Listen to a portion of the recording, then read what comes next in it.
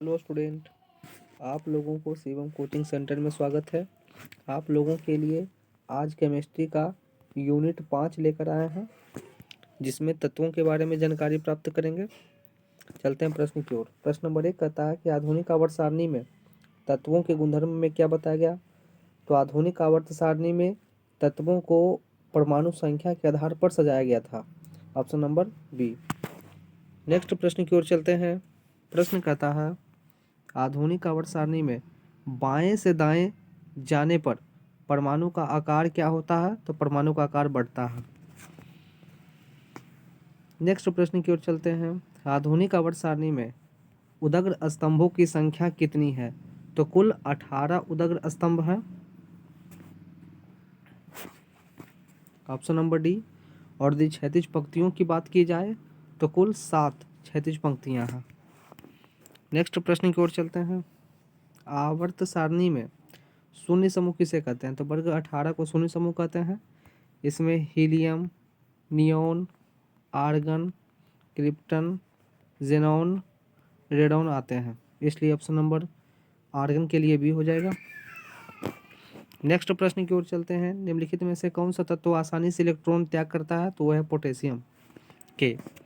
Next प्रश्न की ओर चलते हैं। आधुनिक आवर्त सारणी में तत्वों का वर्गीकरण का आधार क्या है।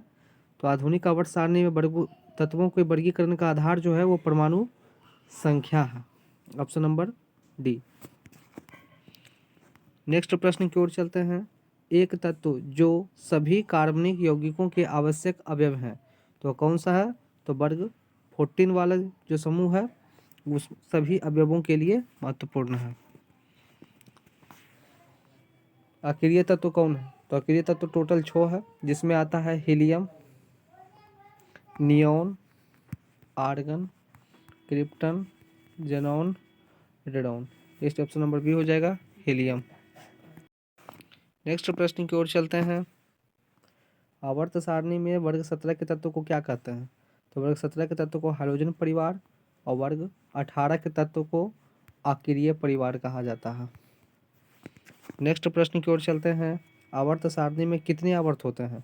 तो आवर्त सारणी में कुल 7 आवर्त और वर्गों की बात की जाए तो कुल 18 वर्ग होते हैं। तो आवर्त की संख्या 7 है। ऑप्शन नंबर ए। नेक्स्ट प्रश्न की ओर चलते हैं। मेंडलीव के आवर्त सारणी में तत्वों को किस आधार पर सजाया गया था। तो मेंडलीव ने अपने तत्वों को परमाणु भार के आधार पर सजाया था। जिस तत्व का परमाणु द्रव्यमान अधिक था उसको पहले, जिसका कम था उसको बाद में, इस तरीके से व्यवस्थित किया था परमाणु भार के आधार पर। इसलिए ऑप्शन नंबर बी हो जाएगा परमाणु द्रव्यमान के बढ़ते क्रम में। जिसका कम परमाणु द्रव्यमान था उसको पहले, उससे अधिक परमाणु द्रव्यमान वाले को बाद में, इससे अधिक परमाणु द्रव्यमान वाले को बाद में, इस तरीके से व्यवस्थित किया था मेंडलीव ने। नेक्स्ट प्रश्न की ओर चलते हैं। आवर्त सारणी के किसी आवर्त में बाएं से दाएं जाने पर तत्वों का परमाणु त्रिज्या क्या होती है। तो घटती है। नेक्स्ट प्रश्न की ओर चलते हैं। निम्नलिखित में से कौन सर्वाधिक विद्युत ऋणात्मकता वाला तत्व है। तो वर्ग 17 का तत्व नंबर 1 पहला तत्व फ्लोरीन, यह सर्वाधिक विद्युत ऋणात्मकता गुण को दिखाता है। ऑप्शन नंबर ए। नेक्स्ट प्रश्न की ओर चलते हैं। अब तक कुल कितने तत्वों का पता लग चुका है। तो 118। ऑप्शन नंबर ए। मेंडलीव के आवर्त नियम कब दिया गया। तो मेंडलीव ने आवर्त नियम कब दिया। तो 1869 में। नेक्स्ट प्रश्न की ओर चलते हैं। न्यूलैंड कास्टक नियम किस तत्व को प्रभावी है। तो कैल्शियम को प्रभावित करता है न्यूलैंड कास्टक नियम। नेक्स्ट प्रश्न की ओर चलते हैं। आवर्त सारणी के प्रथम वर्ग के सदस्य कौन है। तो क्षारीय धातु है कुल। नेक्स्ट प्रश्न की ओर चलते हैं। मेंडलीव के आवर्त नियम के अनुसार तत्वों के गुण किसके आवर्ती फलन होते हैं। तो मेंडलीव ने तत्वों को परमाणु द्रव्यमान के आधार पर सजाया था कि जिस तत्व की परमाणु द्रव्यमान कम है वो पहले, और उसके बाद वाले परमाणु द्रव्यमान अधिक, उससे अधिक द्रव्यमान वाले उसके बाद, इस तरीके से तत्वों को बढ़ते क्रम में सजाया था। जिसका परमाणु द्रव्यमान बढ़ता था उसको उस तरीके से व्यवस्थित किया था, इसलिए परमाणु द्रव्यमान के आधार पर सजाया था मेंडलीव ने। नेक्स्ट प्रश्न की ओर चलते हैं। आधुनिक आवर्त नियम के अनुसार तत्वों के गुण किसके आवर्ती फलन होते हैं? तो आधुनिक आवर्त नियम के अनुसार तत्वों का गुण परमाणु संख्या के आधार पर व्यवस्थित किया गया था। और आधुनिक आवर्त सारणी किसने दिया? तो आधुनिक आवर्त सारणी मोसले ने दिया। नेक्स्ट प्रश्न की ओर चलते हैं। मेंडलीफ ने तत्वों के निम्नलिखित में से किसके बढ़ते हुए क्रम पर सजाया था? तो परमाणु द्रव्यमान को बढ़ते हुए क्रम पर सजाया था। आधुनिक आवर्त सारणी में इलेक्ट्रॉनिक विन्यास 2-8 युक्त तत्वों से आप क्या समूह का पता लगा पाते हैं? तो यह वर्ग 18 का समूह है। तिर्यक नियम किसने दिया? तो डोबेराइनर नामक वैज्ञानिक ने तिर्यक नियम दिया। इनके अनुसार 3 तत्वों में 2 तत्वों पहले और अंतिम तत्वों का परमाणु द्रव्यमान को 2 से भागा लगाने पर जो मान प्राप्त होता है वो मध्य वाले तत्व का परमाणु द्रव्यमान के बराबर होता है। नेक्स्ट प्रश्न की ओर चलते हैं। परमाणु साइज आवर्त में बाएं से दाएं जाने पर क्या होती है? तो घटती है। न्यूलैंड एस्टक ने कब दिया? तो 1865 के लगभग में दिया है, इसलिए इनमें से गलत है। नेक्स्ट प्रश्न की ओर चलते हैं। लिथियम, बेरिलियम, बोरॉन, सोडियम के बढ़ते आयनन ऊर्जा के मान के रूप में कौन सा क्रम व्यवस्थित सही है? तो option number A B C D E F E के परमाणु द्रव्यमान या परमाणु संख्या दे रखा, तो बताएं कि कौन सा युग्म समान है? तो युग्म नंबर डी अर्थात ए और उसके साथ जो सी है दोनों का युग्म समान है।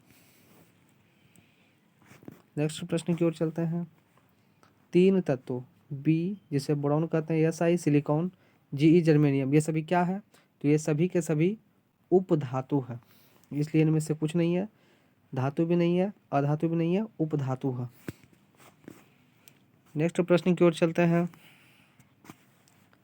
आवर्त सारणी में जो ये उदग्र स्तंभ होते हैं इसको क्या कहते हैं? तो इस उदग्र स्तंभ को वर्ग कहा जाता है, वर्ग कहा जाता है।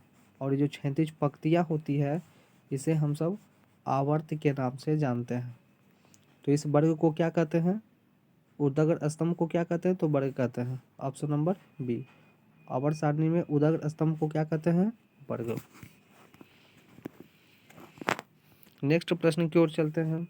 आवर्त सारणी में बाएं से दाएं जाने पर तत्वों की प्रवृत्तियों में कौन सा संबंध आता है? तो इनके ऑक्साइड अधिक अम्लीय बढ़ते जाते हैं। आवर्त सारणी के क्षैतिज कतारों को क्या कहते हैं? तो ये भी प्रश्न हुआ है, आवर्त कहते हैं। और उदग्र स्तंभ को क्या कहते हैं? सभी स्टूडेंट कमेंट में बताएं।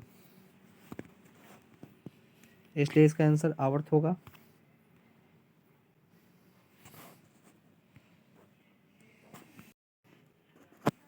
इसका आंसर आवर्त होगा। नेक्स्ट प्रश्न की ओर चलते हैं। आवर्त सारणी में चतुर्थ एवं पंचम आवर्त को क्या कहते हैं? तो इसे हम दीर्घ आवर्त कहते हैं। नेक्स्ट प्रश्न की ओर चलते हैं। आवर्त सारणी में प्रथम वर्ग के तत्वों को क्या कहा जाता है? तो इसे हम क्षारीय धातु के नाम से जानते हैं। नेक्स्ट प्रश्न की ओर चलते हैं। किसी तत्व X के क्लोराइड का सूत्र XCl है, तो यह क्लोराइड उच्च द्रव्यमानक वाला ठोस है।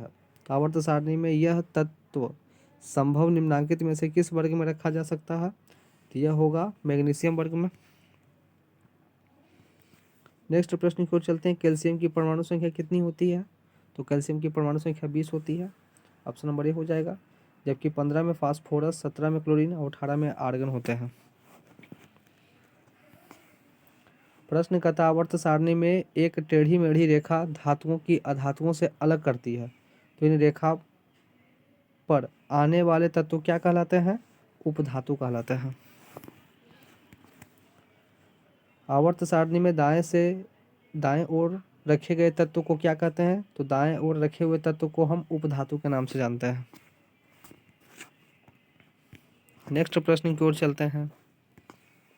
मेंडलीफ की आवर्त सारणी में प्रकाशन के समय तत्वों की कुल संख्या कितनी थी? तो 63 तत्व थी।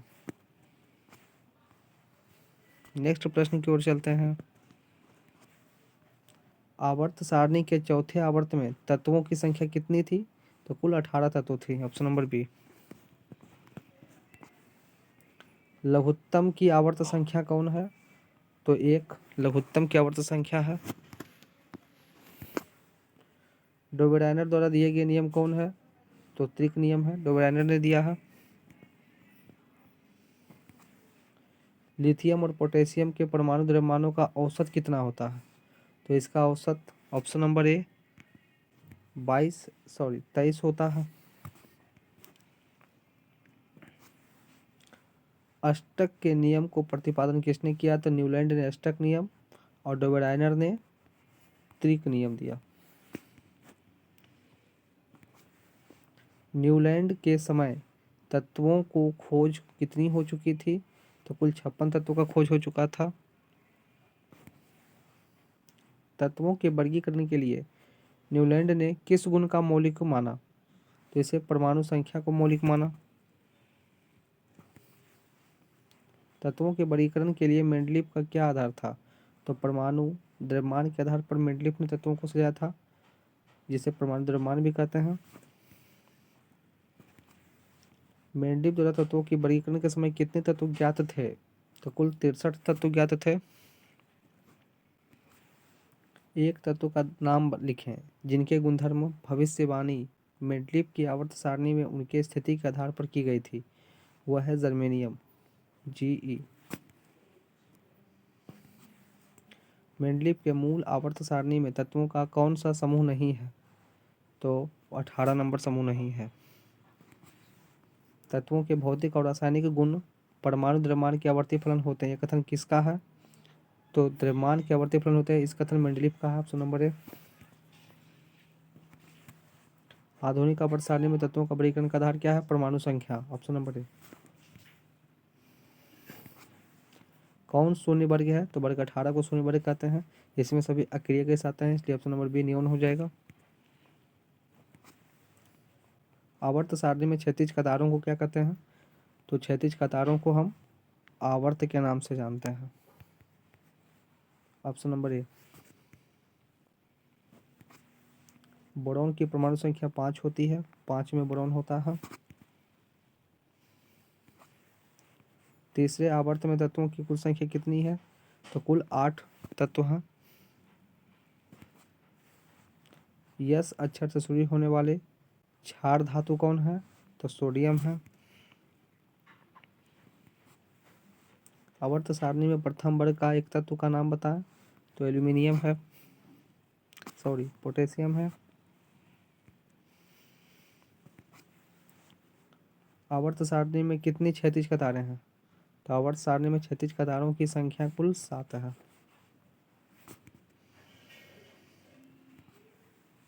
विद्युत धनात्मकता समूह के ऊपर से नीचे आने पर मान क्या होता है? तो मान बढ़ता है। विद्युत धनात्मकता समूह के ऊपर से नीचे आने पर मान बढ़ता है। Option number B.